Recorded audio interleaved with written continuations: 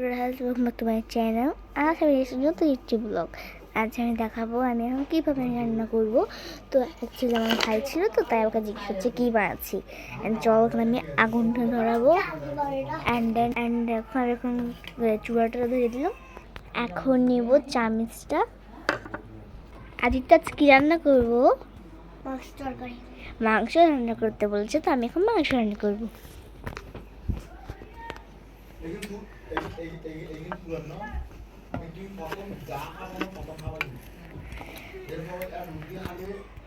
আমরা দুজন মানুষ, তাই দুটো মাংস আমি এখন এখানে ভাজ দিব পরে আমার হাতে পড়তো একটুর জন্য। অ্যান্ড চলো এখন আমি ভালো করে আমি ভাজবো। ভাজার পর রান্না করবো। থালটা আমি এখন নিয়ে নিচ্ছি। দেখো এখন আমি তো ক্যামেরা বুঝতে পারছি না, তো ঠান্ডা হয়ে গেছে, তো হাত দিয়েই তুলে নিচ্ছি দুটাই।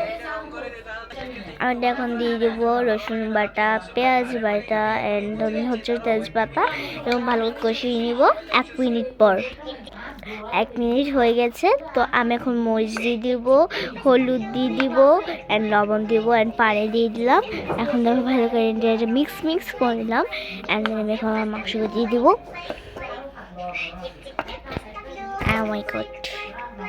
আমি ভালো করে কষিয়ে নিব, একটু পরে আমার মাংস তরকারি হয়ে যাবে। আদিত্য, আমার মাংস তরকারি হয়ে গিয়েছে। আদিত্য এমনি তোর খাবার খেয়ে বল কেমন হয়েছে? অনেক মজা হয়েছে। এখন আমাকে একটু ধুতে হবে, কাজ করতে হবে এখন আমাকে। এখন চল নিজের বাড়ি খাবার এখন নিজে একটু দিয়ে দিই।